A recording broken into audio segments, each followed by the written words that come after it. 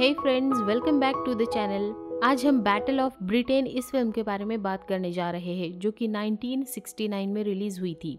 IMDb पर इस film की रेटिंग है 6.9। तो देखते हैं फिल्म की कहानी क्या है। साल है 1940 का और पिछले एक साल से वर्ल्ड वॉर 2 जारी है और अब तक फ्रांस पर हिटलर ने जीत हासिल कर ली है। सिर्फ फ्रांस ही नहीं बल्कि लगभग पूरे यूरोप पर जर्मनी ने कब्जा कर लिया है और अब फ्रांस पे कब्जे के साथ साथ बैटल ऑफ फ्रांस खत्म हो चुका है और अब बारी है ब्रिटेन की। मतलब अब बैटल ऑफ ब्रिटेन शुरू होने जा रहा है और फिर तुरंत ही बर्लिन से हिटलर अपने एयर कमांडिंग ऑफिसर को ब्रिटेन पे हमला करने के ऑर्डर्स देता है और साथ ही अपने एक आदमी को जिसका नाम लॉर्ड बेरन वॉन रिक्टर है, उसे ब्रिटेन के राजदूत डेविड से बात करने के लिए भेज देता है। और फिर राजदूत से हिटलर का आदमी जाकर बात करता है कि हिटलर चाहते हैं कि ब्रिटेन हमसे हाथ मिला ले, वरना इंग्लैंड को मिटाने में हमें ज्यादा वक्त नहीं लगेगा। अगर ब्रिटेन हमसे हाथ मिला लेता है तो हम ब्रिटेन पे ज्यादा सख्ती नहीं दिखाएंगे।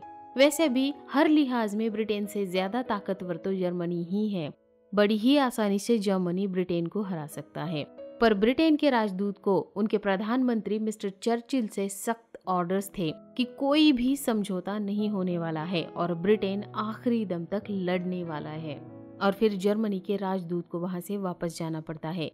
इधर ब्रिटेन में भी जर्मन पायलट से निपटने की ट्रेनिंग जारी है, लेकिन ब्रिटेन के पास 650 फाइटर प्लेन्स है और जर्मनी के पास 2500 प्लेन्स है। जर्मनी के पास पायलट भी बहुत सारे हैं और ब्रिटेन के पास पायलट्स की बहुत ही कमतरता है। लेकिन जर्मनी एक साथ सभी प्लेन्स को हमला करने थोड़ी भेजेगा, कुछ प्लेन्स को ही भेजेगा। सबसे इम्पोर्टेंट बात यह है कि ब्रिटेन के पास रडार है। जाहिर तौर पर ब्रिटेन के सभी अधिकारी चिंतित और डरे हुए हैं, पर प्रधानमंत्री चर्चिल के ऑर्डर्स है कि हमें डटे रहना है और अंत तक लड़ना है। एंड फाइनली ब्रिटेन पे हमले का दिन आ जाता है और सभी जर्मन पायलट्स को सारे इंस्ट्रक्शंस दिए जाते हैं कि ब्रिटेन के सभी हवाई अड्डे और रडार को नष्ट करना है और किस रास्ते से जाना है, किस रास्ते से आना है। उनके पास वहां बॉम्बिंग करने के लिए केवल 30 मिनट होंगे और 30 मिनटों के बाद उनके पास केवल इतना ईंधन बचेगा कि वो वापस फ्रांस तक लौट पाए। और इस तरीके से और भी जरूरी कई सारे इंस्ट्रक्शंस उनको दिए जाते हैं। And finally German planes Britain पे हमला करने के लिए रवाना हो जाते हैं। इधर ब्रिटेन को रडार के माध्यम से सूचना मिल जाती है कि कई सारे जर्मन प्लेन्स के काफिले ब्रिटेन की तरफ आ रहे हैं और इधर जर्मन्स अपने पहले ही हमले में ब्रिटेन का एक रडार निष्क्रिय करने में कामयाब भी हो जाते हैं।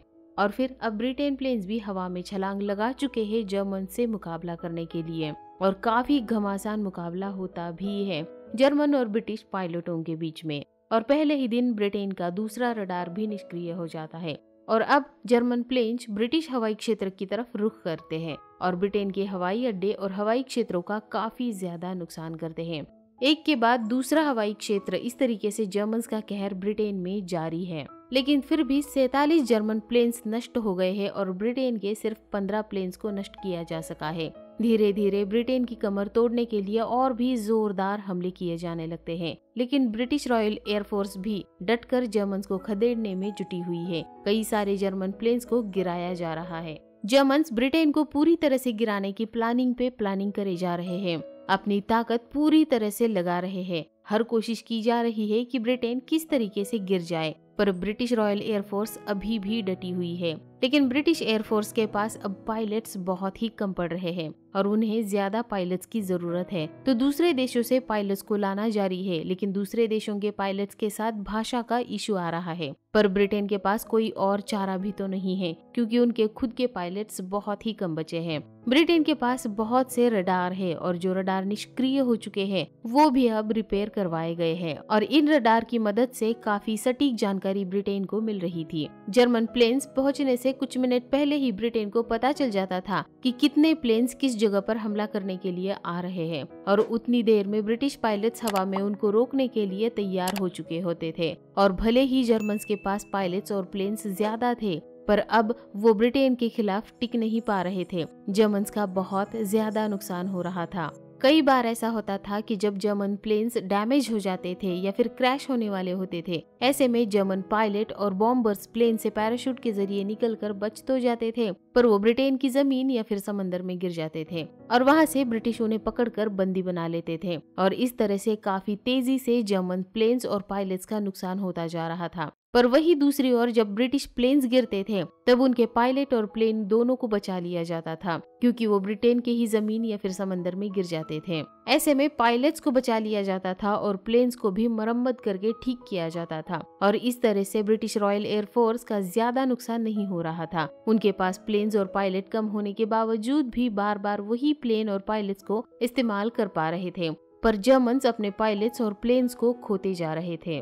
ब्रिटेन के आसमान में हर दिन जर्मन और ब्रिटिश प्लेन्स एक दूसरे को तबाह किए जा रहे थे, पर रुकने का नाम ना तो ब्रिटेन ले रहा था और ना ही जर्मनी। दोनों ही अपनी अपनी पूरी ताकत इस वॉर में झोंक रहे थे और जीत की तरफ आगे बढ़ने की कोशिश कर रहे थे। पर अब दिन रात प्लेन उड़ाकर और दुश्मनों को मारकर ब्रिटेन के पायलट्स थक गए हैं। उन्हें आराम की सख्त जरूरत है, पर ब्रिटेन के पास पायलट्स की बहुत कमी है। जो पायलट्स है उन्हें आराम करने का मौका मिल ही नहीं पा रहा है। अब ब्रिटेन को एक चमत्कार ही बचा सकता है। ब्रिटेन अब मुश्किलों में घिरता नजर आ रहा है। खुद को बचा पाएगा या नहीं बचा पाएगा, ये सवाल खुद ब्रिटेन के ऑफिसर्स को सताने लगा है। और फिर एक रात जब एक जर्मन प्लेन वापस लौट रहा था तब उनसे लोकेशन में गलती हो जाती है और अंधेरे में ये कंफर्म किए बिना कि वो बॉम्ब कहां पर ड्रॉप कर रहे हैं, बस बॉम्ब ऐसे ही गिराकर उस बॉम्ब से छुटकारा पाकर वो पायलट फ्रांस की तरफ रवाना हो जाता है। पर वो बॉम्ब लंदन पर गिर जाता है और ये बहुत ही ज्यादा बड़ी गलती हो जाती है।